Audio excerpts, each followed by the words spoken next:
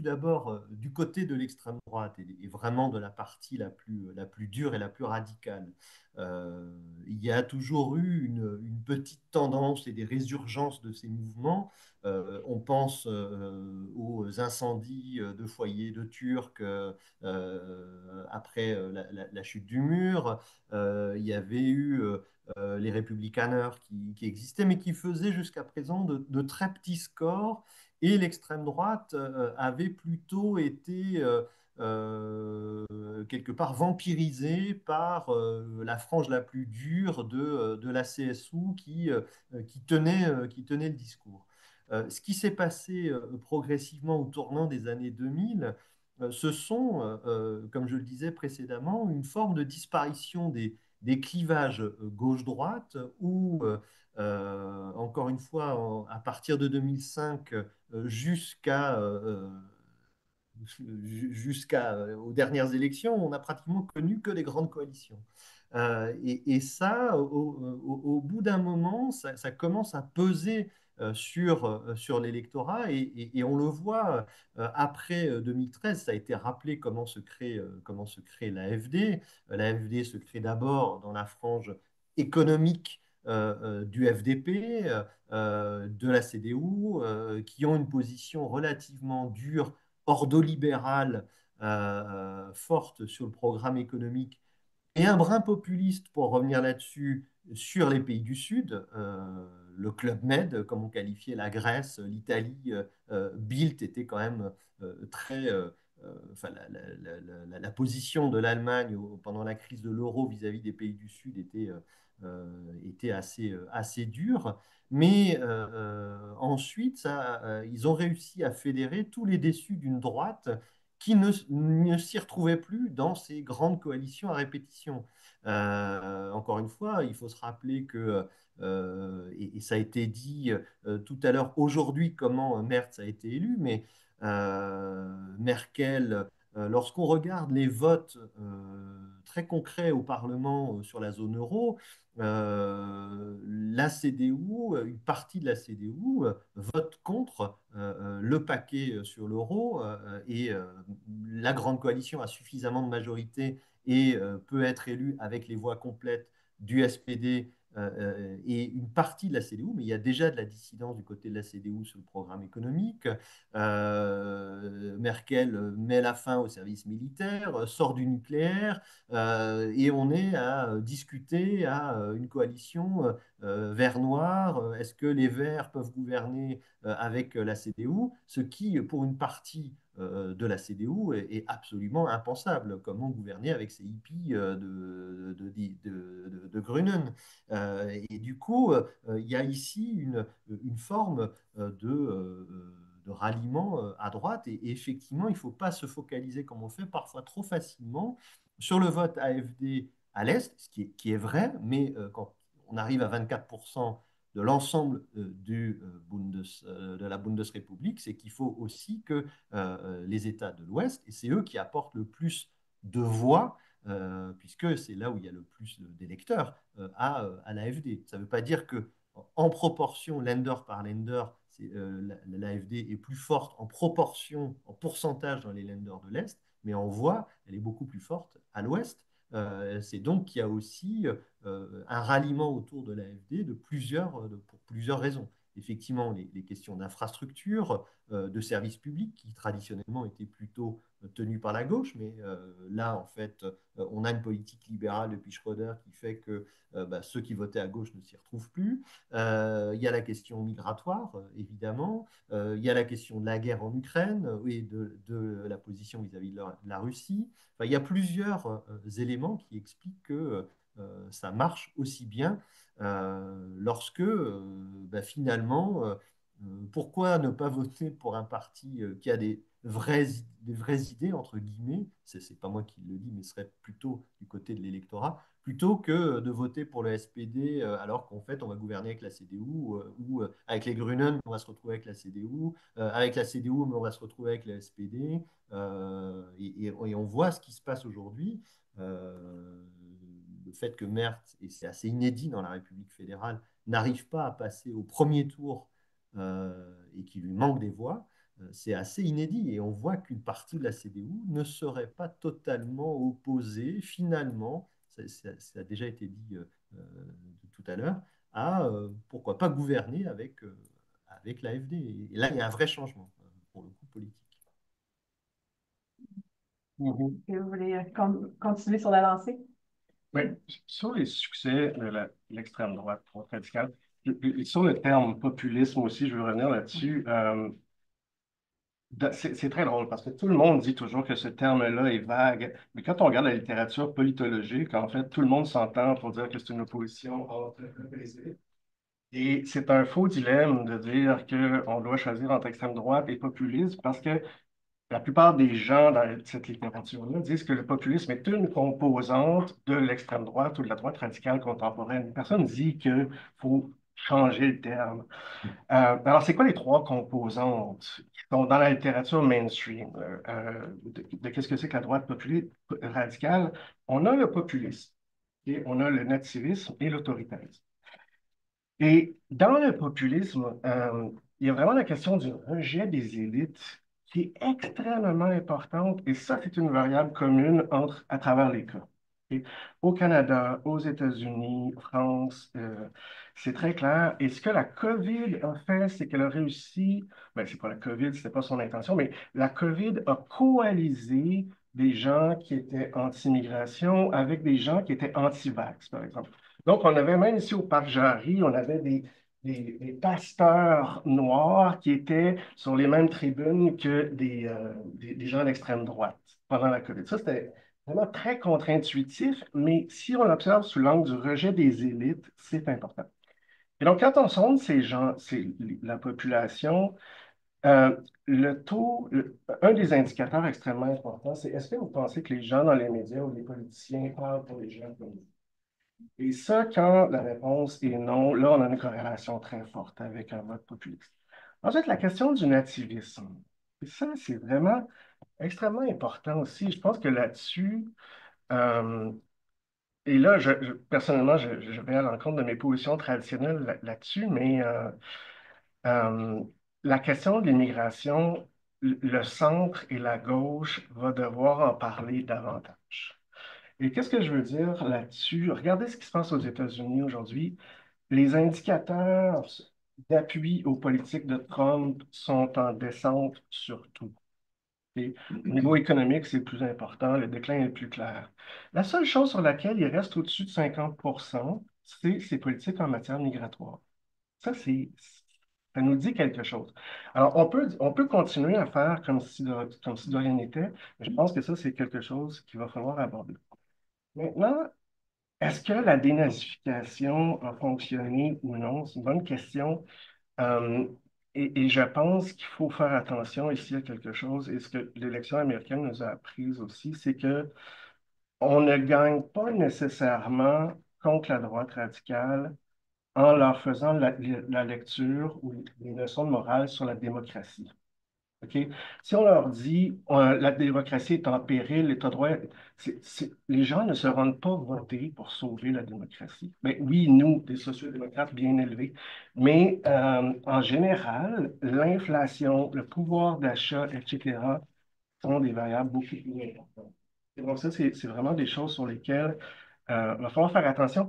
Et une autre chose, juste sur la démodification, je pense qu'on est rendu aussi à un moment tournant sur la culpabilisation comme arme politique. La culpabilisation a longtemps fonctionné et là, je pense que c'est fini.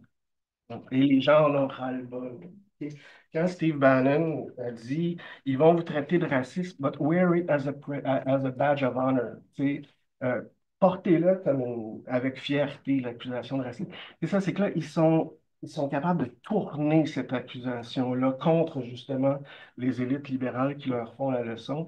Il faut faire très attention dans la stratégie de communication employée à l'égard de ces langues. Intéressant.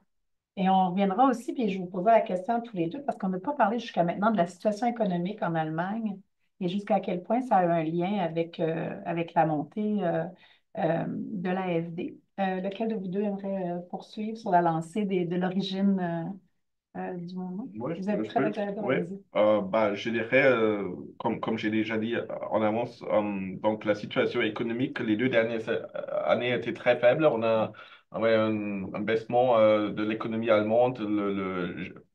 C'est quoi? Le PIB était négatif et je pense pour le futur, c'est aussi assez modéré ou modeste. Donc, je pense qu'actuellement, on a vraiment des défis plus complexes en Allemagne avec oui, la situation énergétique. Les prix d'électricité ou sont toujours très élevés. On a parlé hier avec l'importation du gaz naturel de la Russie. Ça nous a donné un grand défi. On a réussi, je pense, à trouver des solutions, mais quand même, ça reste complexe avec, oui, on utilise plus le nucléaire. On veut plus utiliser le charbon jusqu'à d'ici 2038, je pense. Donc, il faut trouver des solutions, surtout en tout ce qui est énergie. Avec la Chine, où on a vendu tous les machines, toutes les voitures, c'est aussi assez complexe actuellement. Donc, on voit surtout dans les secteurs clés pour l'Allemagne, l'automotive, la chimie et peut-être les équipements, vraiment des grands défis qui s'en suivent. Et on peut regarder aussi, comme j'ai dit auparavant, ce sont aussi des défis régionaux, surtout dans quelques régions. Et je pense que c'est pour ça qu'il faut trouver des solutions vraiment aussi locales. Euh, Peut-être, j'aimerais aussi revenir sur un petit sujet qu'on a parlé, c'est la relation avec l'AfD, les autres partis avec l'AfD. Et je pense actuellement, ce qu'on peut quand même constater, c'est qu'il existe toujours ce qu'on appelle, je pense en français, le cordon sanitaire, en allemand le Brandmauer. Je pense que là, elle est toujours là et je pense dans les années à venir, elle va rester là, à mon avis. Je ne suis pas trop pessimiste en ce niveau-là. C'est sûr qu'au début de l'année, quand il y avait encore l'ancien Bundestag, l'ancien Parlement, euh, il y avait comment dire, cette question qui a été posée par M. Merz quand il était le leader de l'opposition sur la question migratoire, où l'AfD a voté avec les chrétiens démocrates, les chrétiens sociaux, les conservateurs. Mais à mon avis, c'est une question, est-ce qu'on veut nommer quelque chose comme ça déjà collaboration? Coopération, où est-ce que c'est arrivé, c'est sûr, mais c'est que M. Merz a dit, si jamais on a une question à discuter et on pense qu'on a une certaine position là-dessus, est-ce qu'il ne faut pas prononcer cette position-là parce qu'on craint que l'AfD a la même position? Je pense qu'on donne une clé à l'AfD qui est difficile à donner parce que ça donne beaucoup de pouvoir à l'AfD. Mais c'est quelque chose peut-être encore à discuter, mais en général, je dirais, à mon avis, le Brandmauer, le cordon sanitaire est toujours là et toujours très, très fort en Allemagne, dans toutes les régions. Mais c'est sûr, avec les résultats qu'on a vus, par exemple, l'année dernière en Thuringe ou en Saxe, il faut trouver des solutions. Et si un jour, on arrive à une solution où l'AfD gagne le plus des votes et il n'y a aucune possibilité de former une coalition contre l'AfD, il faut aussi trouver une manière de gérer cette situation-là. On va revenir au cordon sanitaire parce que ça a été quand même un psychodrame. Moi, j'étais en Allemagne quand c'est arrivé en plus. Mhm. C'était quand même, les gens ne parlaient que de ça. Oui, C'était oui, vraiment un gros événement pour les Allemands. oui. Euh, Docteur Dumas, si on revient sur les origines, selon vous, de la montée de l'AfD et des mouvements populistes, qu'est-ce que vous identifieriez? Je crois premièrement que on ne peut pas tout expliquer par une dynamique qui relève de la politique intérieure, hein, parce qu'il y a quelque chose qui ressemble à bien des mouvements populistes ou extrémistes en Allemagne et ailleurs, euh, avec des différences. Et là, les différences sont intéressantes, je crois. Euh, J'en mentionne une, à mon avis. Euh, Dans les deux extrêmes en Allemagne, il n'y a pas vraiment de leader charismatique. En Allemagne, il n'y a pas de Marine Le Pen, puis il n'y a pas de Jean-Luc Mélenchon. Il y a des personnalités fortes qui sont connues, puis etc. Bon, il y a aussi Sarah Wagenknecht avec son parti, mais ça se présente quand même différemment. Je crois aussi que, pour revenir à votre question par rapport aux causes, il faut tenir compte du fait que à mon avis, on s'est rendu compte après coup que le gouvernement précédent, le gouvernement de feu tricolore, a été un gouvernement de transition, au fond, entre toute la très longue période d'Angela Merkel et la situation actuelle. Ils ont géré la COVID et ses effets. Ils ont dû mettre fin à l'approvisionnement en gaz russe. Et là, Angela Merkel, au fond, suivait une doctrine allemande qui remontait aux années 60, le changement par le commerce, hein, Wandel durch Handel. Avec la Russie post-soviétique, on va contribuer à pacifier les choses si on fait beaucoup de commerce avec eux, si on importe leur gaz, leur énergie, etc. Donc, on a les pipelines. Bon, tout ça, finalement, s'est avéré une erreur après l'invasion de l'Ukraine. Et puis là, ben, le gouvernement de feu tricolore a été obligé de trouver des nouvelles sources d'énergie. Le ministre Habeck, avec plus ou moins de bonheur, a tenté de reconfigurer les choses. Mais il y a eu en Allemagne une grande insatisfaction. Je pense que ça a beaucoup contribué. On s'est rendu compte aussi que euh, dès l'époque de Merkel, on avait beaucoup négligé le maintien des infrastructures. Et aujourd'hui, les trains sont toujours en retard. Pour les Allemands, c'est un sacrilège. Moi, j'habitais en Allemagne à la fin des années 80. Personne ne parlait des retards des trains. Ça n'existait pas. Tous les trains arrivaient à temps. Aujourd'hui, ils sont majoritairement en retard ou parfois même des trajets annulés, etc. Alors ça, pour les Allemands. Au Canada, en fait. Hein, on a l'impression que ben, le Canada, via rail, est presque mieux que l'Allemagne.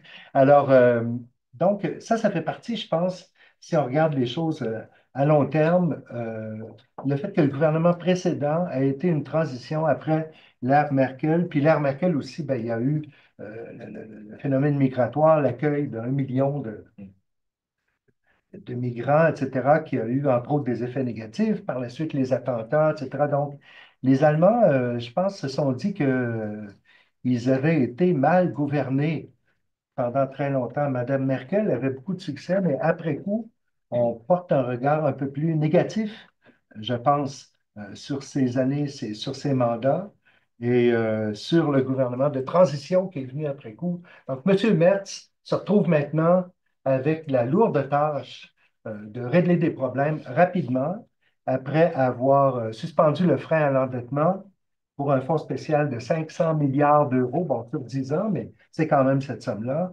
plus à peu près budget illimité pour la défense dès que ça dépasse 1% du PIB. Et donc, il y a des emprunts massifs, un endettement massif, des promesses importantes. Il emprunte un peu à l'extrême droite le thème de l'immigration. Dès son élection, son ministre Dobrindt, ministre de l'Intérieur, le Bavarois, a resserré les règles. Donc, il y a une tâche gigantesque.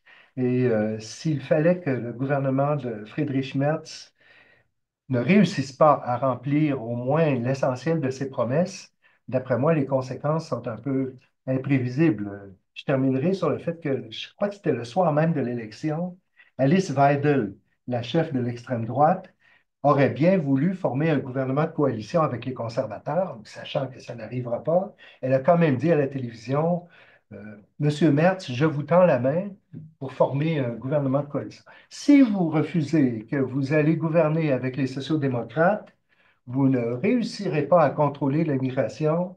Dans 4 ans, nous allons vous battre et nous, on va le faire. Et ça, c'est resté dans l'esprit des Allemands. Donc, M. Merz a une tâche gigantesque devant lui, étant donné la lourdeur de ses causes qui remontent à très loin, d'après moi. Une des causes qui est intéressante, c'est la question des médias. En France, les médias de la droite radicale jouent un grand rôle là, dans la dissémination du message du Rassemblement national. En Allemagne, et je vous pose la question, professeur Rubé, puisque c'est un de vos sujets de prédilection, quel rôle ont joué les médias dans la montée de l'AfD ou deux autres partis populistes? J'espère que vous allez On vous entend. m'entendre. Vous m'entendez, c'est bon? Oui, ok, oui. Bon, cette fois-ci, on n'a pas de problème. Euh, Écoutez, c'est vrai qu'on a une situation en Allemagne un peu différente de ce qu'on peut observer en France sur la forme de droitisation de l'espace médiatique.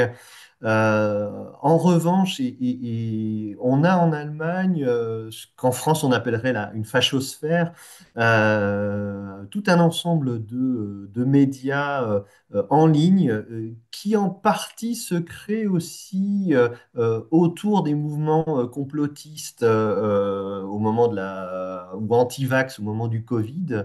Un certain nombre de journalistes transfuges du Spiegel, de la FAZ, de Die Welt, qui vont créer des médias en ligne de droite un peu dure, et qui vont être accompagnés d'un discours très fort de critique du service public. On voit combien la l'AfD va régulièrement taper quelque part sur l'audiovisuel public, qui est un audiovisuel extrêmement fort.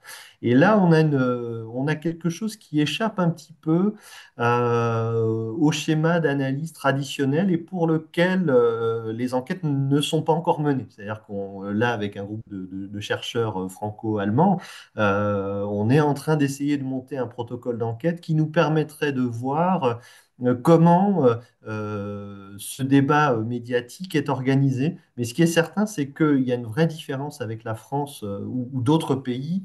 Dans le cas français, ça passe par des chaînes d'infos en continu grand public.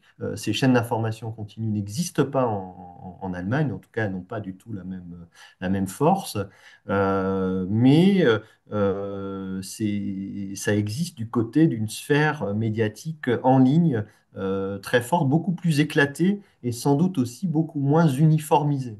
En tout cas, ce qui est véhiculé dans le débat médiatique mainstream, en tout cas ce qu'on pourrait appeler mainstream, c'est-à-dire l'audiovisuel public, c'est un équilibre de la prise de parole. Et surtout, moi, ce qui me surprend toujours, c'est quelque part les erreurs qu'ont fait les journalistes français dans les années 80, c'est-à-dire à la fois on est démocrate, on laisse la parole à Weidel, et une peur bleue des journalistes allemands de critiquer dans les médias mainstream, ou par exemple de faire ce qui se fait comme dans beaucoup de pays qu'on connaît, dans beaucoup de pays, le fact-checking. On ne va pas faire de fact-checking de l'AfD parce qu'on craint que ça donne une pièce dans la machine. Je me souviens d'un échange en 2017, pendant la campagne de 2017, avec la direction de la rédaction du Spiegel, où elle nous expliquait à un groupe d'observateurs des élections allemandes qu'il s'était posé la question de faire du fact-checking comme ça se fait dans toutes les grandes démocraties. On le connaît au Canada, on le connaît aux États-Unis, on le connaît en France, on le connaît au Royaume-Uni. Mais en 2017, il s'était interdit de faire du fact-checking parce que ils avaient peur de donner de l'eau au moulin de l'AfD en corrigeant leurs erreurs. Mais de fait, ils laissent l'AfD exprimer ses erreurs en ligne, exprimer ses positions. Et du coup, on a les coups d'éclat que peut faire Weidel sur les plateaux. En quittant les plateaux, tout ceci va donner justement l'impression ou peut donner l'impression à des électeurs que au moins elle n'a pas froid aux yeux, ou au moins l'AfD ne se laisse pas faire, tout en critiquant très fortement ces médias mainstream, mais qui sont pour le coup les stratégies médiatiques classiques des mouvements d'extrême droite qui savent très bien utiliser les médias à la fois mainstream et les médias en ligne pour radicaliser. Parler de 2017, mais depuis, est-ce que les médias se sont rajustés? Est-ce qu'ils ont changé leur approche?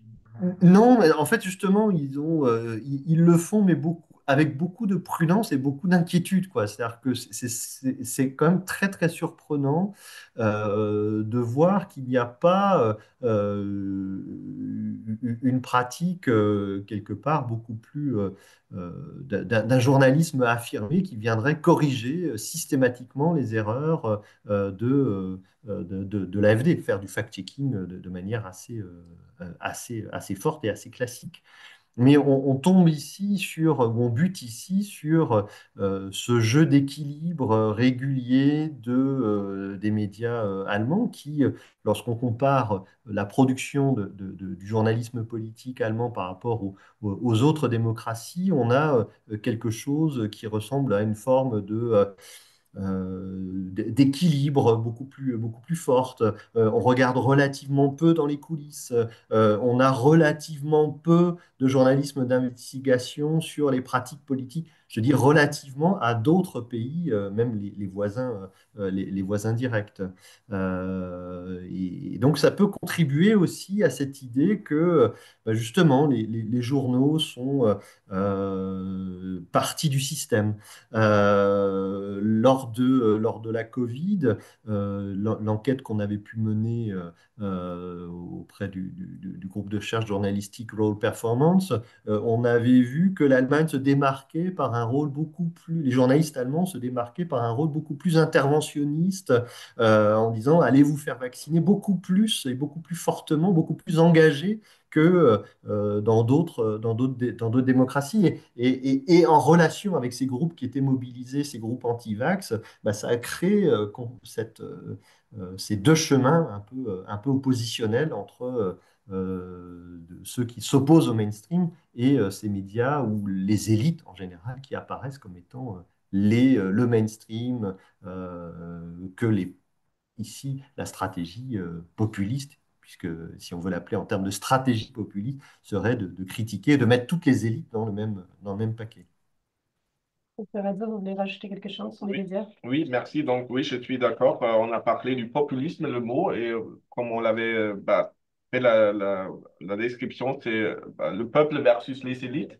Et je pense aussi que souvent, aujourd'hui, ou parfois, des gens qui sont mécontents, les médias font partie de ces élites-là. Et donc, ça, c'est pour moi aussi un des problèmes que nous pouvons observer, c'est qu'il manque cette modération s'il y a des opinions différentes qui se rencontrent dans un débat, qu'il n'y a pas cette modération-là. Parce que dans les médias, dans les réseaux sociaux, c'est comme en allemand on dit les Echokammern. Donc, ce sont les opinions qui se renforcent encore parce qu'on écoute toujours l'opinion qu'on suit déjà. Il n'y a pas des personnes qui disent quelque chose contre. Donc, c'est une polarisation, je pense, affective, on dit ça. Et comme ça, oui, ça, c'est pour moi vraiment le problème. Et je pense que les médias sociaux, c'était vraiment un des facteurs clés, par exemple, pour le parti des gauches, pour qu'ils ont pu gagner tellement beaucoup de votes relativement pendant l'élection dernière. Je pense qu'il y avait une personne clé dans ce débat-là, c'était Heidi Reicheneck qui a donné un discours très reconnu au Bundestag. Après ce qu'on a déjà discuté auparavant, la décision de la question migratoire qui a été discutée quand il y avait la situation que l'AfD a voté avec les conservateurs. Et je pense que vraiment ça a été partagé énormément dans les médias sociaux et c'était une des raisons pour laquelle le parti de gauche a gagné tellement beaucoup de votes. Et pour l'AfD aussi, je pense que l'AfD est un des partis ou le parti qui est le plus, comment dire, reconnu d'une certaine façon dans les médias sociaux. Et par exemple, le premier ministre de la Bavière, Monsieur Söder, il est parfois critiqué d'être comme un food blogger parce qu'il montre tellement beaucoup de photos sur les réseaux sociaux. Mais je pense où il réussit, c'est quand même d'avoir une certaine Reichweite, de faire des liens avec des personnes sur les médias sociaux. On peut discuter si c'est toujours de la bonne manière, mais au moins, il réussit à avoir succès de parler avec les gens. Parce qu'on ne peut pas laisser les réseaux sociaux aux partis d'extrême, à mon avis. Ça a été un peu le cas dans les dernières élections, hein. Est-ce que vous avez quelque chose à rajouter tous les deux sur la question des médias et l'utilisation des médias? Moi, il y a un truc qui m'a vraiment intéressée parce qu'on a parlé, en fait, une des grandes nouvelles qui est sortie en Allemagne, c'est quand un média a découvert cette réunion secrète qui a eu lieu où l'AFD et d'autres mouvements d'extrême droite et même des gens d'affaires assez influents se sont réunis et ont parlé donc de la fameuse idée de remigration, qui est un peu sortie plein de migrants d'Allemagne.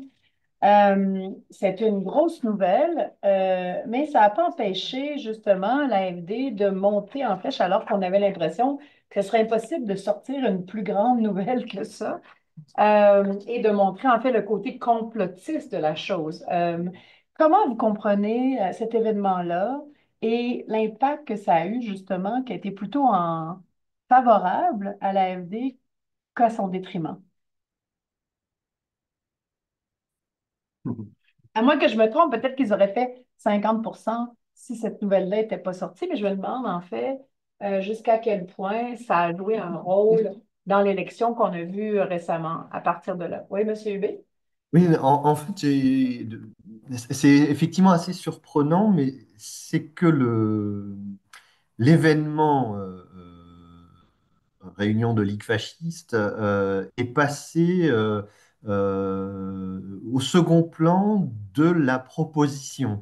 L'idée de la rémigration, finalement, elle a été aussi reprise, discutée au sein de la CDU pour savoir qu'est-ce qu'il fallait faire programmatiquement vis-à-vis de la question migratoire, vis-à-vis de la sécurité en Europe. Et c'est exactement le même phénomène dans le cas, pour le coup, dans le débat politique français, où cette idée de rémigration, elle vient des franges les plus radicales de l'extrême droite, de type bloc identitaire, qui sont vraiment les groupes avec lesquels Marine Le Pen ne voulait absolument plus parler parce que beaucoup trop radicaux, mais ce thème réussit à rentrer dans le débat. Et on peut avoir des ministres de l'Intérieur, des ministres de la Justice, qui disent bah, finalement l'idée n'est pas, elle doit être réfléchie. Et là, il y a quelque chose d'un phénomène plus européen, effectivement, sur la question sécuritaire et du traitement de l'immigration. Et du coup, cette idée de la rémigration, une fois que le débat ou la polémique ou que la bulle événementielle est passée, finalement, on a discuté du fond de cette proposition. Et c'est peut-être sans doute plus grave encore que ce thème rentre dans le débat politique et devienne une proposition de politique publique que l'on pourrait, avec laquelle on peut discuter. Alors que le terme de la rémigration, c'est vraiment quelque chose qui vient de l'idéologie d'extrême droite la plus radicale. Mais il y a une donnée qui est intéressante dans la recherche sur l'extrême droite. Euh, Très longtemps, il y a eu un appui plus fort aux politiques d'extrême droite en immigration que ce qui se traduisait dans le vote pour l'extrême droite. Donc, les gens étaient prêts à suivre l'extrême droite sur l'immigration, mais n'étaient pas convaincus par d'autres aspects de leur programme et donc ils se reportaient vers des partis du centre. Là, ce qu'on voit, c'est qu'il y a une convergence plus forte entre ce que les gens sont prêts à faire. Donc, l'immigration passe en premier plan ou devient plus importante comme facteur pour orienter le vote, qui est souvent lié à la question économique. Donc, on perçoit que si l'économie va moins bien, il va y avoir trop d'immigrants et donc il faut aller vers ce genre de politique-là. Donc, pour moi, c'est un réalignement qu'on voit et malheureusement, c'est vraiment pas juste en Allemagne. Aux États-Unis, on en parlait tantôt, mais dans le premier mandat, Trump avait séparé les familles et ça empêche personne ça empêche pas 50% de la population de revoter pour lui. Et encore aujourd'hui, c'est l'aspect le plus populaire de ces politiques. Mhm. Au Canada, on a longtemps été l'exception, en fait. On était un des rares pays transatlantique qui avait encore une opinion positive de l'immigration. Et c'est à partir de juin 2022 qu'on commence à voir des sondages qui ont une opinion beaucoup moins favorable. Et depuis, ça a juste augmenté. Mais c'est intéressant que c'est au Québec quand même que ça reste plus favorable. Absolument, mais ça, on pourrait parler du Québec bashing longtemps. Peut-être un petit remarque là-dessus. Je Ouais. pense, oui, quand c'était devenu public, cette rencontre, je pense qu'il y avait quand même une grande opposition de la société civile qui ont manifesté dans les rues énormément contre tout qui ce sont des débats de remigration. Et parlant de la migration, je pense, à mon avis, il faut quand même aussi distinguer les différentes voies de migration qui existent. En Allemagne, ce qu'on a expérimenté depuis 2015, c'était surtout la question d'asile des réfugiés. Et là, ce n'était pas toujours des hauts qualifiés, des médecins, tout ça. Parfois, c'était aussi des gens qui ont été pas alphabétisés même. Donc, il a dû prendre beaucoup d'efforts pour les mettre dans une position de prendre un poste d'emploi pour la société aussi. Et c'est quand même très différent de ce qu'on parle de la pénurie de main-d'œuvre. Ça, ce sont deux types différents si on parle de la migration. Et je pense, si on regarde maintenant le Koalitionsvertrag, donc le document entre le SPD et la CDU, on voit qu'il y a ces distinctions. Par exemple, l'Allemagne, je pense, est très ouverte d'inviter des personnes qui sont haut qualifiées, qui peuvent donner une solution à la pénurie de main-d'œuvre. Par contre, ce qui est un peu plus complexe maintenant, c'est la question des réfugiés, des personnes qui cherchent l'asile. Là, on a serré un peu les lois où on est en train de serrer un peu les procédures. Mais c'est quand même une transformation Oui, de la perception migratoire pour l'Allemagne qui, après la Deuxième Guerre mondiale, avait sciemment choisi des travailleurs non qualifiés en provenance de Turquie pour reconstruire le oui. pays, pour ne pas faire compétition à sa propre population. Comment on peut expliquer justement ce changement-là où, en effet, l'Allemagne, donc, qui a encore une grande base industrielle, même si c'est un peu Oui. en danger en ce moment. Mais comment on explique en fait la différence entre les besoins du marché, qui est quand même pas pour une main-d'œuvre ultra qualifiée, et pour la perception justement d'une bonne partie de la population qui pense que ce serait préférable. Je pense à mon avis, mais c'est peut-être ma réception personnelle. Ce qu'on a vu en 2015, c'était quand même que l'État était parfois pas capable de trouver des solutions à des problèmes. C'était souvent le public, les personnes individuelles qui ont aidé aux personnes qui sont arrivées sur place. Par exemple, dans le village où mes parents habitent, par exemple, dans la municipalité qui est autour de là, il y a une école avec un salle de gym. Et dans la salle de gym, c'était l'endroit où ont été hébergées les personnes qui sont arrivées. Et ça veut dire qu'à la fin du jour, il n'y avait pas de sport qui a été pu faire dans cette gym-là. Et si c'est comme ça pour un an, 2 ans, quelque chose comme ça, les personnes ont la réception, oui, peut-être. C'est pas toujours comme wir schaffen das, mais il faut prendre des mesures pour qu'on peut dire wir schaffen das. Et les mesures, peut-être, n'ont pas toujours été prises d'une façon que les personnes ont la perception, oui, on va y arriver. Mm. Selon moi un peu la différence aussi avec les années 60-70, où on a vraiment invité les personnes à venir pour prendre les postes où il y avait aussi l'infrastructure pour tout cela. Mhm. Donc, la différence, en fait, c'est la planification des politiques publiques Ouais. par rapport à une vague migratoire qui est vraiment différente dans les deux cas. Ouais. Un autre détail important, c'est qu'on ne leur donnait pas la citoyenneté. Et même s'ils faisaient des enfants sur le sol allemand, on ne leur donnait pas la citoyenneté aux enfants non plus.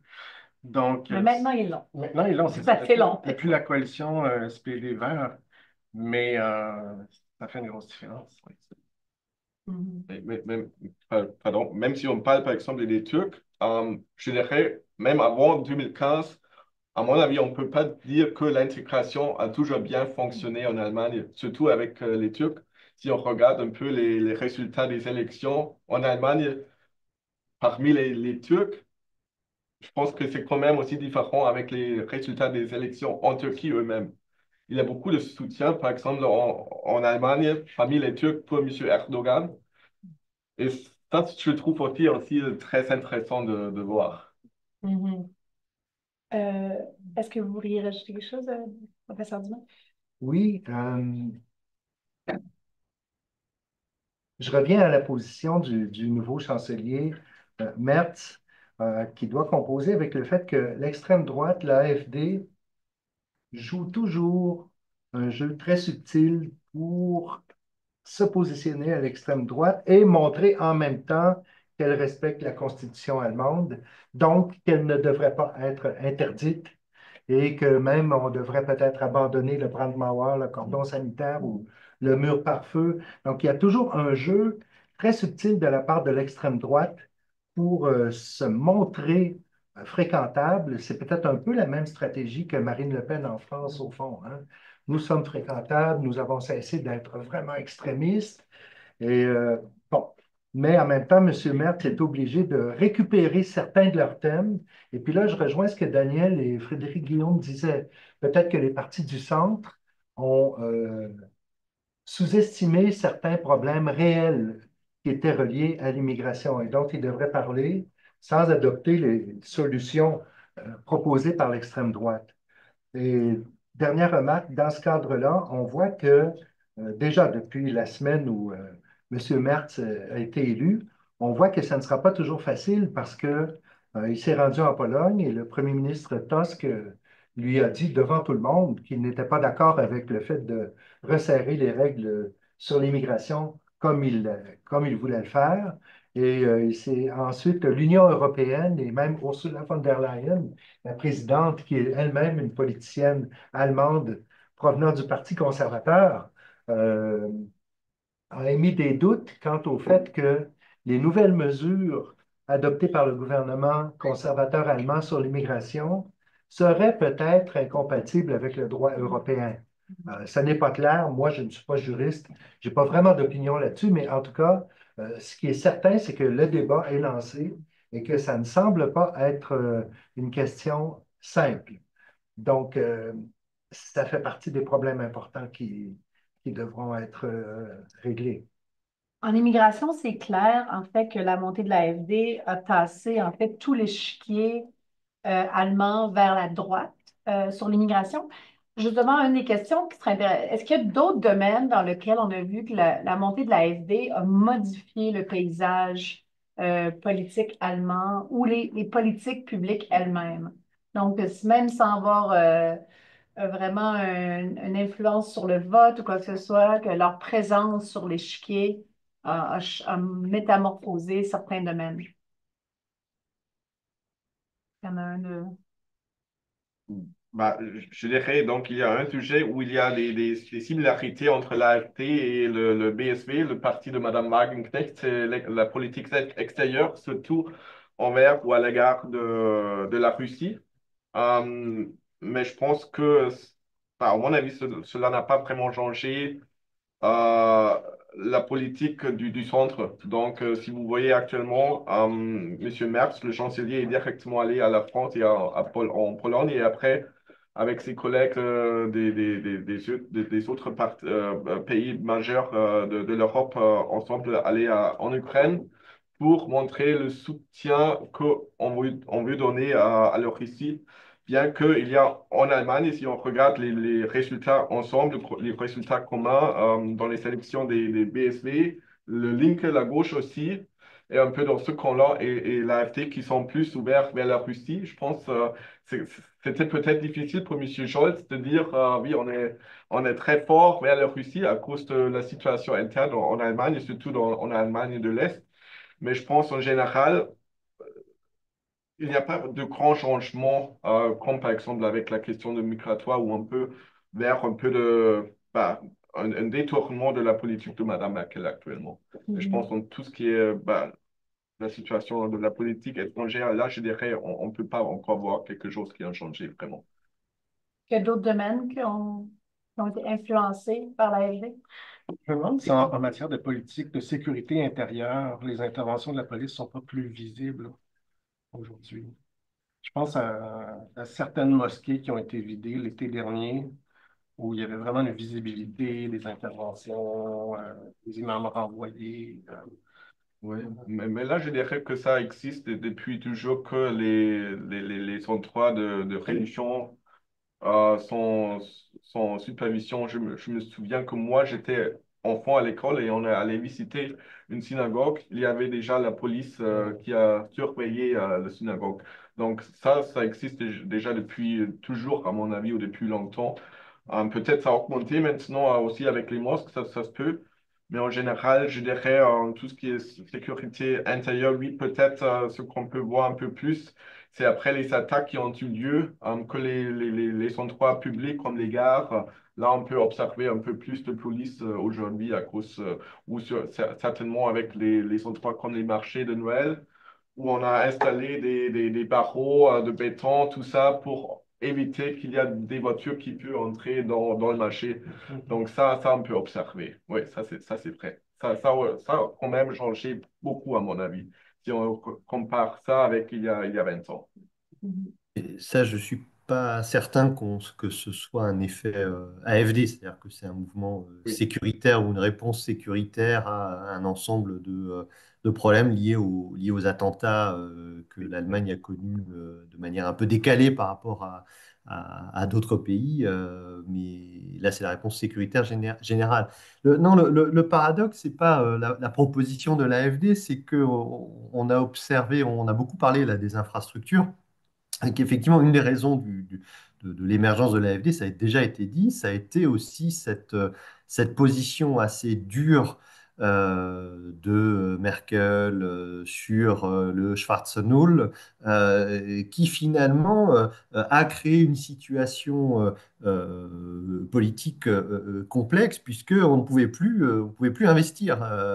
Et donc, l'aéroport de Berlin a eu une décennie de retard, l'Opéra de Hambourg a eu une décennie de retard, le projet de Stuttgart a pris, de la gare de Stuttgart a pris beaucoup de retard, mais tout ça a créé des mécontentements et c'est là-dessus que les mouvements de l'AfD ou les mouvements satellites type Pegida, on n'a pas parlé de Pegida ou d'autres mouvements ont pu se greffer comme cette fois-ci on peut s'exprimer enfin, il y a une forme de volonté du peuple de s'exprimer parce que bah, finalement on avait l'impression qu'on ne pouvait pas changer la politique allemande qui était tellement fixée sur son Schwarze Null que l'ensemble des politiques sociales et l'ensemble des infrastructures ne marchent plus.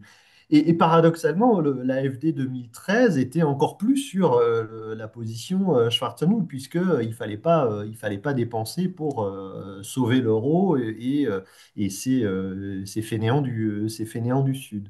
Là, on voit un vrai changement maintenant, mais qui va peut-être créer du trouble, puisqu'on peut créer à nouveau de la dette. Mais quelque part, ils l'ont fait d'une drôle de manière qui va alimenter la critique anti-système puisque on a un Parlement sortant qui adopte une réforme de la Constitution alors que le gouvernement n'est pas en place. C'est-à-dire que c'est assez inédit de changer la Constitution quand le Parlement est pas encore complètement en place et que c'est le gouvernement Scholz qui est un gouvernement de transition qui fait adopter une réforme de la Constitution et qui peut passer dans le discours comme une forme d'entourloupe démocratique, parce que c'est pas le nouveau Parlement, c'est pas le nouveau Parlement avec la CDU et la FD à 24%.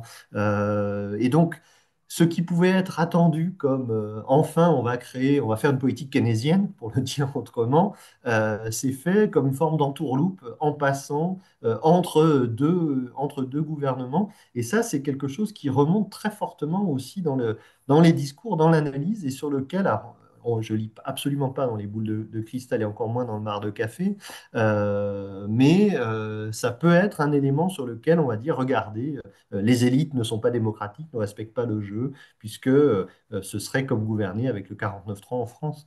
On passe en force face à un Parlement tel qu'il n'est pas encore en fonction. Donc quelque chose qui pouvait être attendu et mené d'une drôle de manière. J'étais en Allemagne pour l'élection. Beaucoup d'Allemands de tous les horizons politiques disaient c'est l'élection de la dernière chance parce que ce sera aussi le gouvernement de la dernière chance. Soit cette coalition-là nous montre qu'elle peut être efficace, qu'elle relance l'économie et qu'elle gère la question, au moins la perception de la crise migratoire, ou le prochain gouvernement sera celui de l'AFD. Là, on voit en fait que le renseignement intérieur essaie de mettre de côté carrément l'AFD. J'aimerais vous entendre sur comment donc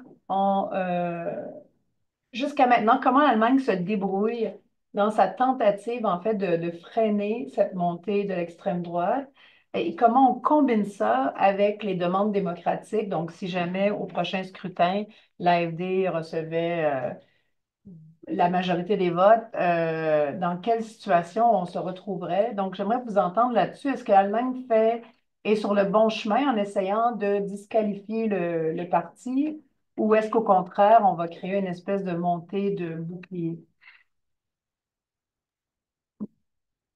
En fait, ça vous L'AfD, l'extrême droite, je ne suis pas juriste. D'après ce que je comprends, l'idée de tenter d'interdire le parti flotte dans l'air depuis plusieurs années. Elle est débattue avec de très bons arguments pour et contre. Et parmi les arguments pour, c'est très clair, on éliminerait des partis d'extrême droite et qui contient entre autres une dynamique néo-nazie, pas tout le monde, mais bon. Parmi les arguments qui s'opposent à cela, c'est que, si je comprends bien, ça doit faire l'objet d'une demande au tribunal constitutionnel fédéral, le Bundesverfassungsgericht, et il semble que les obstacles soient très, très, très élevés. Donc, il est loin d'être certain que cette démarche serait couronnée de succès. Et dans un cas comme dans l'autre, l'extrême droite pourrait se présenter comme martyr, victime justement des institutions corrompues qui nous gouvernent à leur avantage, etc. Et dans le cas d'un échec, évidemment, ben là, ils en sortiraient gagnants. Bon, on vous a toujours dit qu'on était démocrate et qu'on respecte la Constitution, etc. Maintenant, c'est prouvé une fois pour toutes. Donc, la perspective d'un échec, qui semble-t-il est à prendre très au sérieux, fait en sorte qu'il est peut-être contre-indiqué de tenter d'interdire l'extrême droite. Enfin, j'ai l'impression qu'il y a presque un consensus là-dessus en Allemagne. C'est une question très, très, très, très difficile. Maintenant, pour les mouvements, il y a des mouvements plus marginaux qui sont encore à droite de l'extrême droite. J'ai écouté les nouvelles ce matin. Le ministre de l'Intérieur d'Aubrin, semble-t-il, a fait interdire un sous-groupe du mouvement des Reichsbürger. C'est ceux qui refusent la légitimité de la République fédérale d'Allemagne de 1949 en disant non, c'est encore le Troisième Reich qui est légalement au pouvoir, etc. Donc, il y a un groupe qui s'appelle, je crois, le Königreich Deutschland, quelque chose comme ça, qui a été interdit sous l'ordre du ministre Dobrindt, j'ai entendu ça ce matin. Peut-être que le gouvernement veut montrer aussi que il n'accepte pas n'importe quoi de l'extrême droite. Il y a peut-être un peu de stratégie de la part du gouvernement parce que le timing est vraiment bon là, pour. Bon. Euh, je mentionnerai pour terminer toute la question de l'Est. Euh, En Allemagne de l'Est, euh, c'est pas toujours parce que les villes et les villages sont submergés par l'immigration, etc., qu'il y a une dérive vers l'extrême droite. Il existe un sentiment très fort d'avoir été tout simplement annexé, pris en charge par la République fédérale d'Allemagne, qui n'a même pas changé son nom. Il n'y a jamais eu de référendum pour dissoudre le pays, faire un pays avec deux, etc. Et plusieurs connaissent peut-être le livre de Dirk Hoffmann. Ça a été une bombe. Ça a apparu il y a à peu près 2 ans. Professeur de littérature à Leipzig. Il dit que dans les universités de l'ancienne Allemagne de l'Est, il n'y a presque pas de professeurs qui sont est-allemands. Donc, et c'est la même chose donc, pour les postes à l'université, pour les postes dans les postes de direction dans les organismes privés, publics, dans l'immobilier également. Donc, dans la ville de Leipzig, par exemple, qui est en train de devenir très in, il y a beaucoup d'Allemands de l'Ouest qui arrivent là avec de l'argent, qui achètent tout. Et les Allemands de l'Est ont l'impression de s'être un peu fait avoir, justement, comme disait Daniel, en se demandant est-ce que la réunification a vraiment été Une amélioration pour nous, c'est pas certain. Non pas qu'ils soient nostalgiques, non pas qu'ils soient nostalgiques de l'ancienne dictature socialiste, non, mais donc je pense que si dans la culture politique, on ne parvient pas à convaincre ou à commencer à convaincre les Allemands de l'Est, au fond, qui font vraiment partie de l'Allemagne réunifiée, euh, ce sera difficile de combattre l'extrême droite. Il faudrait rebondir. Oui. Peut-être, bah, je ne suis pas un expert des questions juridiques non plus, donc je ne peux pas vous décrire comment fonctionnera ou comment ça fonctionnera avec l'interdiction éventuelle de l'AfD, mais ce que je sais que ça va prendre du temps. Ce n'est pas quelque chose qui va être déterminé demain, donc c'est déjà la question, si jamais on va réussir, est-ce que ça va être déjà fait en 4 ans, ou est-ce que c'est déjà même après les prochaines élections? Si, s'ils auront lieu en 4 ans, on ne sait non plus. On a vu avec la coalition de Feu Vert que ça peut aussi se terminer avant. Que j'espère pas, mais c'est déjà le défi. Et pour moi, même si on réussit à interdire le AfD, qu'est-ce qu'on fait avec les personnes qui ont voté pour l'AfD? Ils sont toujours là. Donc, à mon avis, je ne suis pas sûr si c'est vraiment un grand solution pour le défi, comment gérer avec la situation, parce qu'à mon avis, ce qu'il faut faire plutôt, c'est vraiment d'adresser les défis qui sont là. Et c'est maintenant, pour moi, la tâche de la coalition qui a été élue il y a peu de temps. Et c'est encore un peu difficile de dire, après une semaine d'être au gouvernement, de dire, oui, est-ce qu'ils ont réussi à trouver des solutions, oui ou non. Je pense pour les 4 ans à venir, c'est vraiment la tâche et le temps, c'est maintenant d'essayer de trouver des solutions. Dans une démocratie libérale, si vous avez le choix entre une solution politique ou une solution juridique, prenez toujours la solution politique. Les solutions juridiques, c'est comme mettre un problème sous le tapis, mais ça ne règle pas le problème. Les idées vont rester là, le mouvement va rester là. Évidemment, ce ne serait pas une première fois, hein. L'Allemagne a déjà interdit des pays, mais là, avec 24%, c'est un mouvement qui est global, c'est pas isolé. Il y a un appui de la Russie qui est fort aussi. Euh, il faut vraiment que ce soit une solution. Rubé, je vous laisserai le mot de la fin là-dessus, puis ensuite on va ouvrir aux questions de la salle.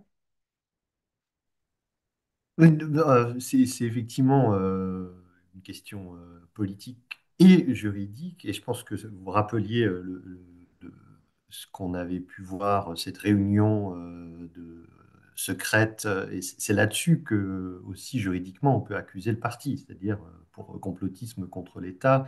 Donc il faut voir effectivement quels sont les arguments aussi juridiques, parce que d'un autre côté, on ne peut pas non plus laisser faire, encore moins en Allemagne où on met toujours en avant le respect de l'état de droit, se créer des pratiques non juridiquement conformes. Mais c'est effectivement ici une corde raide extrêmement délicate, et sans doute ça va être plutôt des petits bouts de parties, des mouvements ou des interdictions qui vont se faire.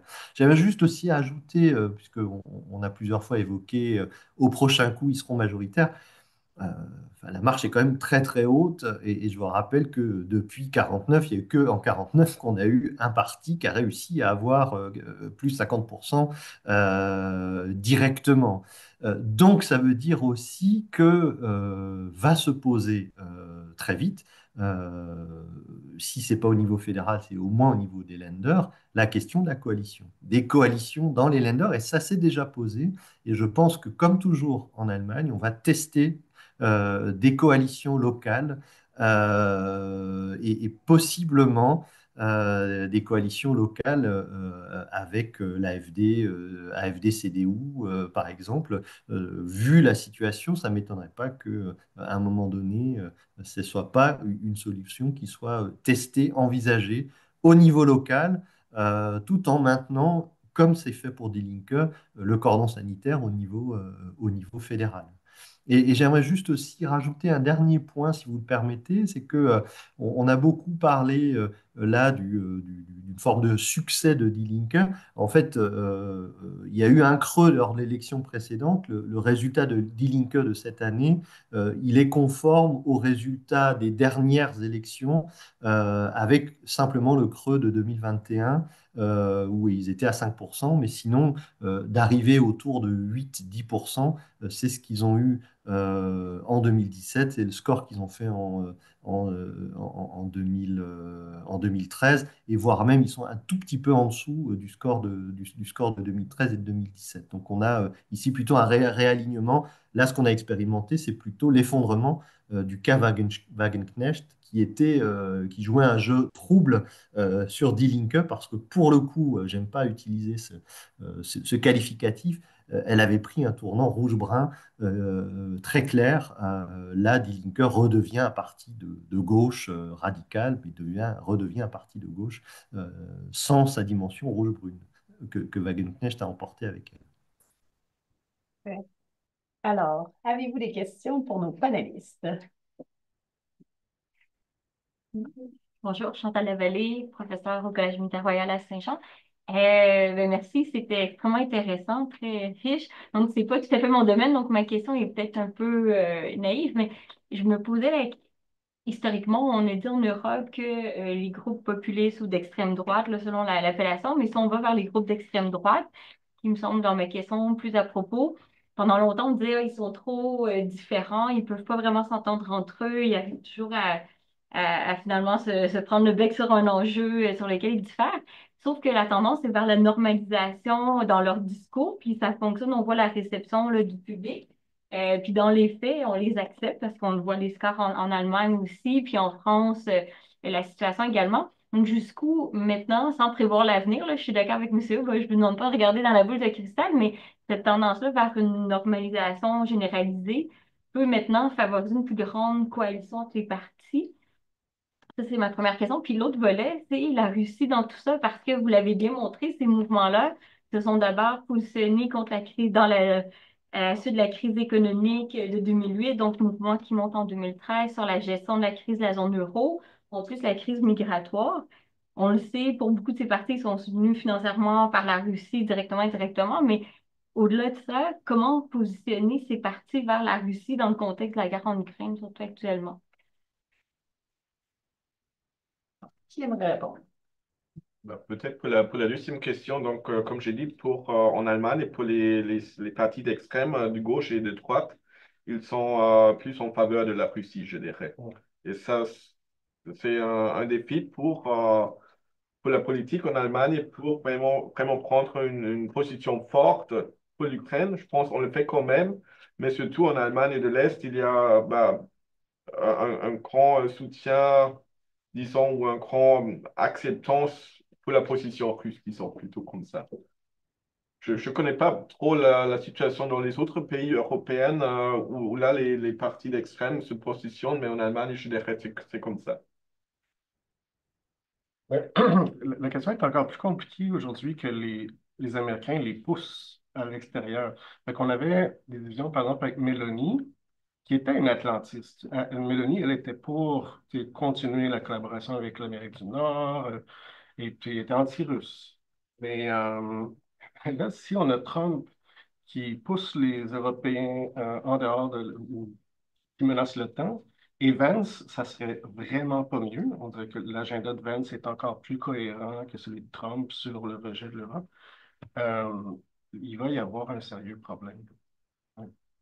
C'est pas quelque chose qui regarde bien. D'autres professeurs Hubé, voulez-vous rajouter quelque chose sur, Non, enfin, sur la Russie, effectivement, c'est pas les mêmes soutiens. C'est-à-dire, encore une fois, Die Linke et l'AfD, s'ils peuvent être sur une position pacifiste pour Die Linke et donc soutenir la Russie par ce biais-là, c'est pas tout à fait la même position que l'AfD. Là, l'AfD, ce qui est encore plus compliqué, c'est le soutien très fort de Trump à l'AfD. Donc, ils sont à la fois russo-américanophiles ce qui complique encore plus la donne dans le jeu politique. Mais pour revenir à la première question, c'est ce que je disais précédemment, il faudra voir, parce que c'est aussi le système politique allemand qui pousse à ça, et le parlementarisme allemand qui pousse à ça, il va se poser à un moment donné la question de gouverner avec via des coalitions, parce qu'on ne peut pas continuer éternellement à faire des grandes coalitions, parce que ce serait pour le coup politiquement ingouvernable. Et ça va continuer à créer des problèmes d'être tout le temps dans la grande coalition. Un mot sur la première question. Moi, je vois plus de défis dans le futur si dans tous les pays, ou en plus de pays européens, on a des partis d'extrême droite, par exemple, qui sont plutôt nationalistes. Comment est-ce qu'on veut collaborer au sein de l'Union européenne? Si on a des questions européennes et chaque pays veut vraiment essayer de prendre l'avantage pour elle-même, ça va devenir de plus en plus difficile de trouver un common ground. C'est là où je vois un peu plus de complexité encore pour le futur. Mhm. Et moi, si je pouvais ajouter quelque chose sur les Russes, euh, mon impression, pour avoir parlé, puis je suis allée à des manifestations pro-russes pendant que j'étais en Allemagne, et en fait, c'est pas tant une sympathie pour la Russie qu'un désir profond que le conflit en Ukraine arrête, parce que ça a un lien direct avec le coût de la vie. Et je pense qu'en fait, il ne faut pas aller beaucoup. Je pense que c'est une grosse partie de l'analyse est autour de ça, c'est que les gens voient non seulement, donc il y a eu quand même une grande vague migratoire ukrainienne, en plus du coût de la vie qui a augmenté. Donc, c'est surtout ça, selon moi, en fait, la position pro-russe, dans le sens de dire il faut s'asseoir avec la Russie pour négocier parce qu'il faut arriver à une paix, sinon c'est trop dur à prendre. Oui. Je pense que c'est pas une grande admiration pour le système politique russe ou sa manière de gérer ses dissidents ou quoi que ce soit. Au contraire, s'il y a un pays, en fait, qui s'est mobilisé pour recevoir la dissidence russe, c'est l'Allemagne. Et ça, j'en parlais avec des gens, même en Allemagne de l'Est. Je leur demandais qu'est-ce que vous pensez du fait que le pays a accueilli à peu près tous les plus grands dissidents, que la femme de Navalny est à Berlin. Et la plupart me disaient, mais c'est une très bonne chose. Donc, c'est quand même, il y a quand même une espèce de petit paradoxe là-dessus, mais qui est peut-être plus compréhensible en fait sur l'intérêt propre plutôt que l'intérêt de la Russie là-dedans. Non, c'est sûr. Il y a beaucoup de complexité là-dedans. Si on regarde la position des gauches, par exemple, vers l'OTAN, c'est aussi la raison, par exemple, pour laquelle on n'a pas une collaboration au niveau fédéral avec la gauche normalement, surtout entre les conservateurs et eux. Donc, il y a des différences entre les Länder.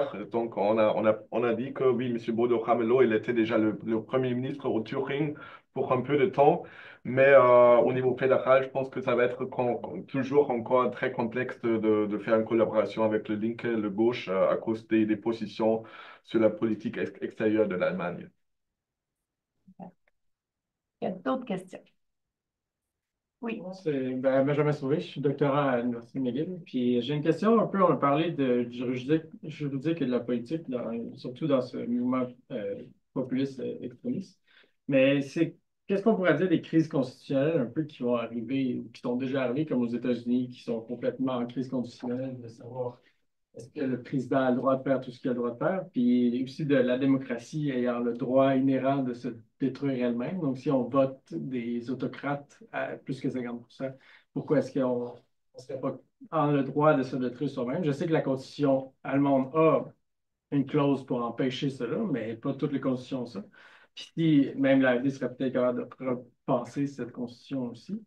Puis aussi pour une question sur le fact-checking, peut-être qu'on a un peu parlé dessus, puis est-ce que ça fonctionne vraiment? Je sais pas, on avait posé la question, pourquoi est-ce qu'il n'y a pas autant de fact-checking en Allemagne, mais comme par avec Trump, ça n'a juste pas fonctionné, là. Même si CNN fact-checkait tout ce qu'il disait, ça l'a jamais vraiment trouvé ça d'appui.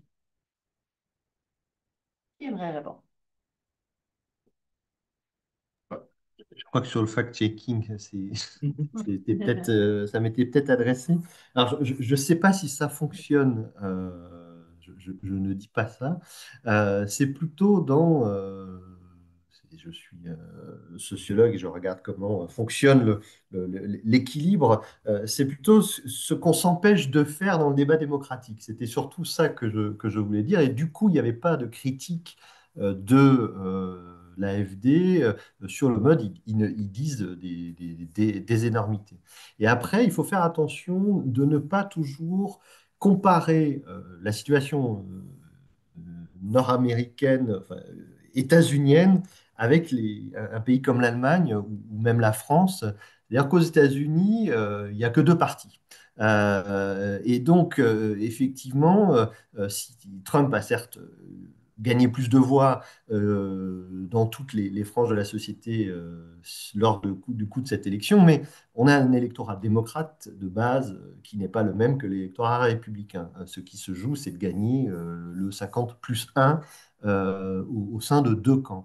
Dans le cas allemand, dans le cas français, on a une forme de pluripartisme et donc c'est un peu différent de ce point de vue-là. C'est-à-dire que, et c'est ce que je disais tout à l'heure, c'est-à-dire que la constitution allemande ou le système électoral allemand qui est d'une complexité extrêmement importante avec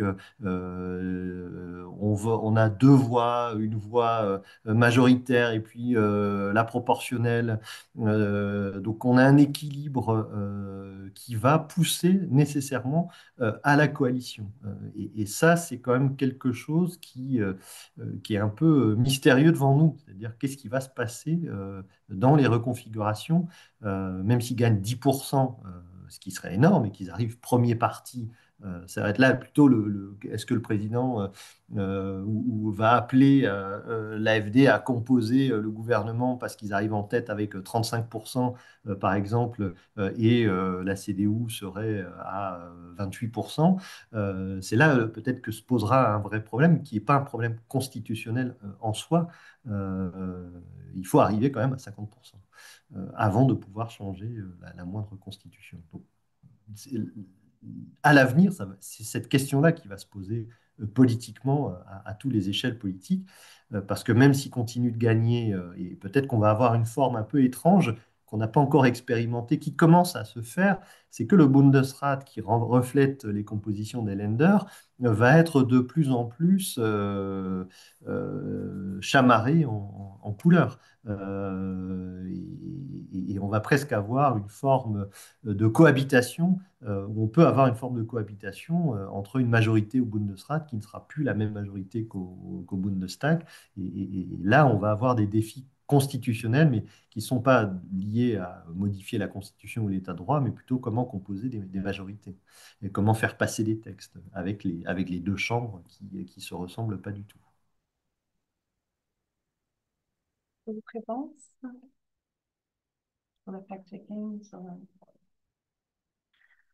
Ben, sur le fact-checking, avec les complotistes. Bon, ces gens-là ne sont pas tous complotistes, mais le problème, c'est qu'à partir du moment où ces gens-là acceptent l'idée que les médias dominants sont corrompus, si c'est les médias dominants qui font le fact-checking, peut-être tu donnes un excellent exemple avec CNN. Je pense que CNN est corrompu, donc il n'y a rien à faire.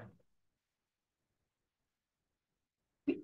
Il y a une question en ligne. Ah oui, d'accord, pardon. Je n'ai pas pensé à ça, oui. Oui, oui, je Oui, te lis. Oui, absolument. il y a deux questions en ligne. Un commentaire peut-être plutôt et une question, je vais les lire. Donc pour mes commentaires, n'est-il pas pertinent de ne pas confondre dénazification imposée de l'extérieur pendant l'après-guerre, plus ou moins réussie, et Vergangenheitsbewältigung, surtout à partir des années 90?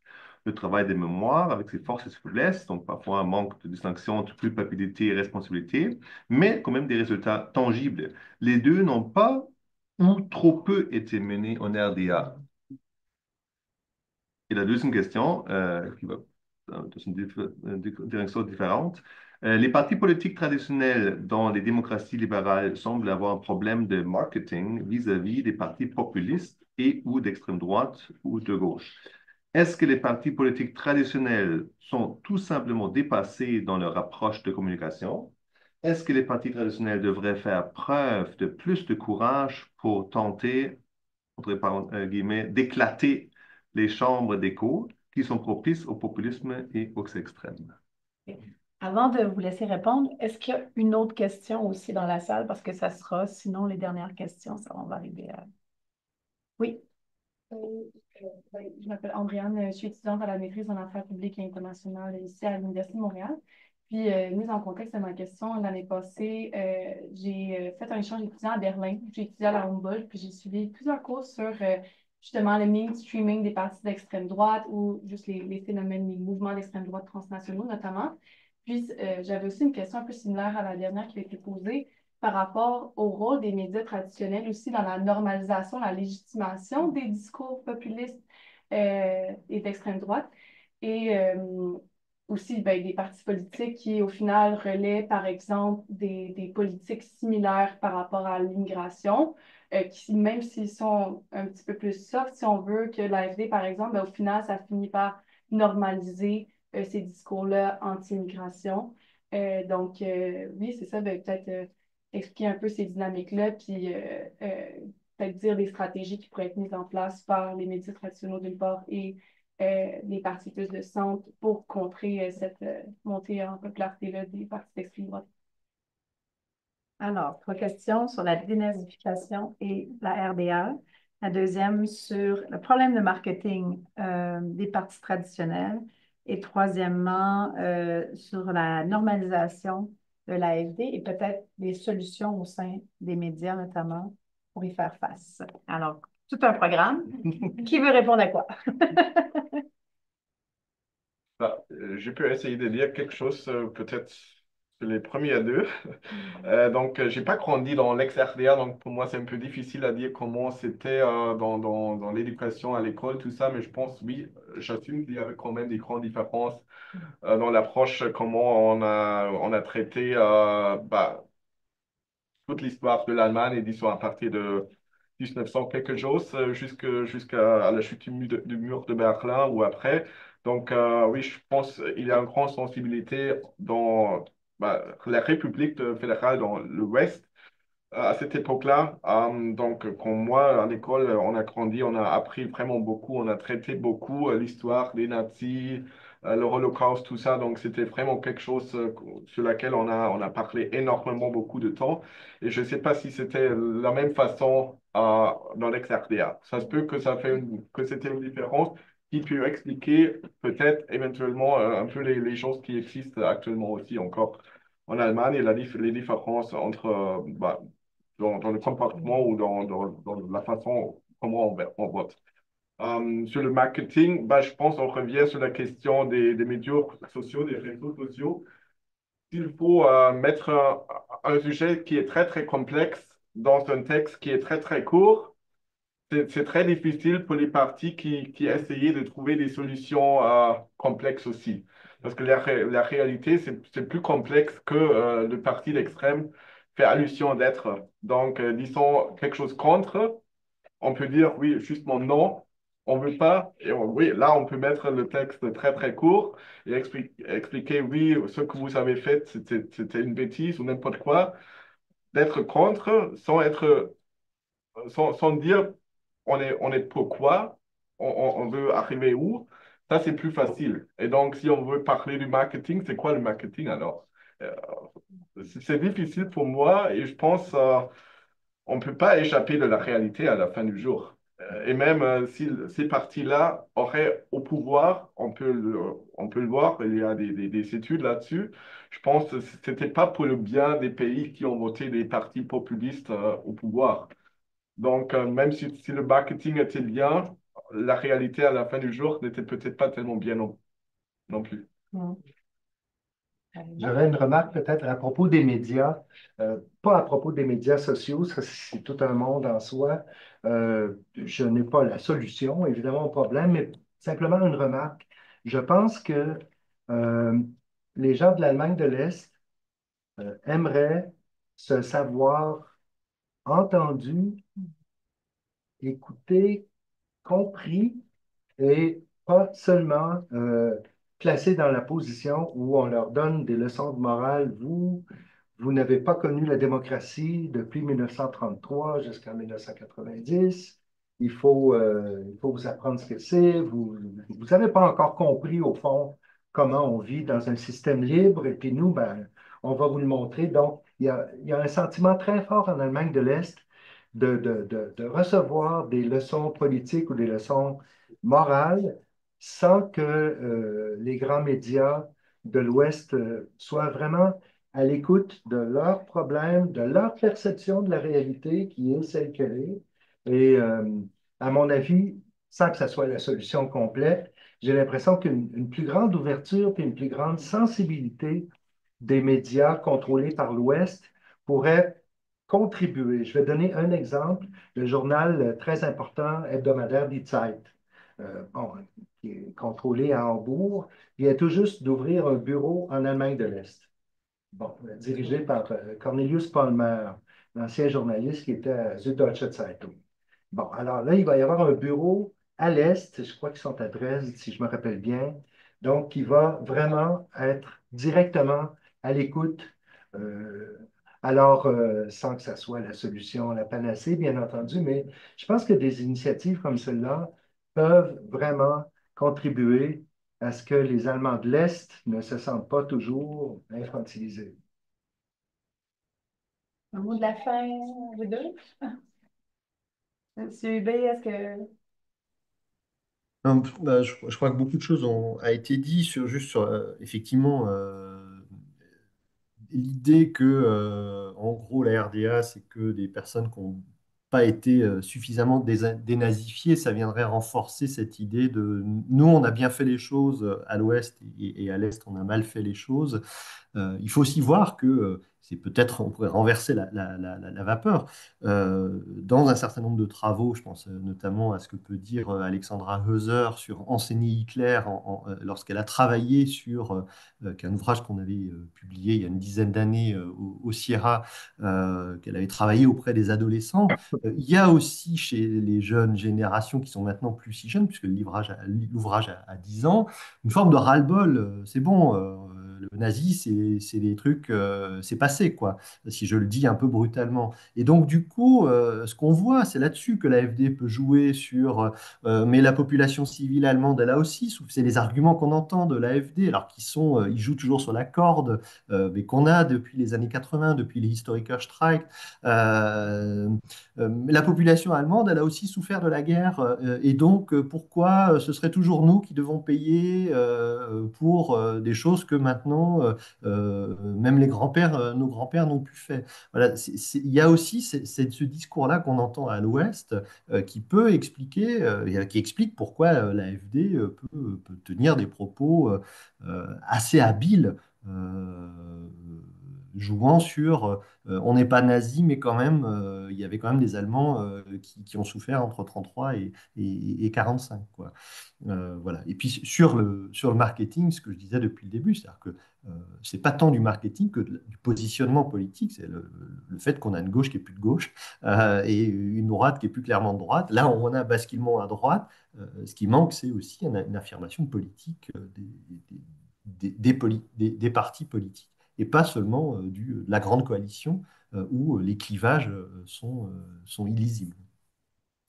Je me tais. De la toute fin, Je vais essayer de revenir sur les trois interventions. Sur la question de la RDA, c'est qu'il y avait deux cultures mémorielles qui étaient différentes. Et parmi les choses qui étaient différentes à l'Est, c'était, bon, la question de l'antisémitisme était vraiment minimisée par rapport au reste. Donc, les victimes du nazisme étaient présentées comme des camarades, mais c'était très peu souligné que c'est d'abord les Juifs qui étaient visés.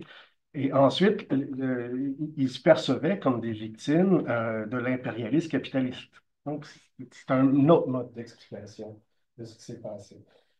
Mais effectivement, comme je le disais tantôt, il y a aussi une limite à culpabiliser les gens d'aujourd'hui, et en particulier à l'Est. Sur la question de l'immigration, Andréane, moi, je serais très, très prudent. J'ai vraiment l'impression que, il faut tout dire.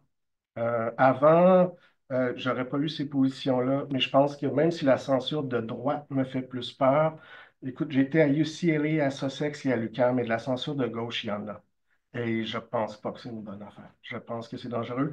Et se mettre la tête dans le sable et faire comme s'il n'y en avait pas, c'est vraiment encore plus dangereux. Euh, Et sur la question du marketing politique, je pense qu'il y a quelque chose aussi, c'est que tu sais, si on prend quelqu'un comme Poilievre, etc., c'est qu'il y a une relation à la vérité que nous, on se sent obligé de conserver. Je veux dire, et c'est très difficile d'aller au-delà de ça. C'est juste dire que tout est brisé, c'est facile, mais je pense qu'il faut dire qu'au Canada et en Allemagne, il y a un problème de productivité qui, là, vient nous sauter en face. On l'a vécu très longtemps comme si ce n'était pas quelque chose d'important. Là, la productivité et la géopolitique, c'est deux choses qui sont vraiment redevenues importantes. Et si on fait juste continuer à dire, ah, mais là, les gens qui parlent de productivité, c'est tous des néolibéraux, on va faire face à un mur, là. Mais on fait déjà face au mur, mais ça va nous nuire encore plus. Parfait. Ben, merci beaucoup aux quatre panélistes. Je pensais que ça serait trop long, 1h45 pour parler de ce sujet-là, puis finalement, j'avais tort. Donc, merci d'avoir aussi bien animé et soulevé des questions. Autant vous avez à la fois répondu à beaucoup de questions et ensuite, vous en avez soulevé d'autres. Donc, merci pour ça. Et je suis sûre qu'on se retrouvera dans les prochaines années parce que ce n'est que le début de ce sujet. Alors, merci à toi. Merci, au revoir. Donc, ça conclut notre table ronde de discussion par la même occasion notre colloque sur les perspectives post-électorales de l'Allemagne. Donc, merci beaucoup encore une fois à nos invités, Laura Julie Perrault, Nicolas Guillaume Dufour, Daniel Etzel, Denis Dumas et, bon, il est parti déjà, Nicolas Hubé. Merci aussi à mes collègues, Britta Stark de l'UQAM, Johanna Daum de l'UDM et Laurent Motillo qui vient de nous rejoindre de l'UDM pour l'organisation de cette colloque. Ce sera une très belle collaboration, pas une première, pas la dernière non plus. Je suis Merci certain. beaucoup pour l'invitation et l'organisation. Un grand merci. Vous avez créé un très bel événement depuis hier soir et jusqu'à aujourd'hui. Bravo. D'autres vont suivre. Merci à tout le monde et bonne soirée.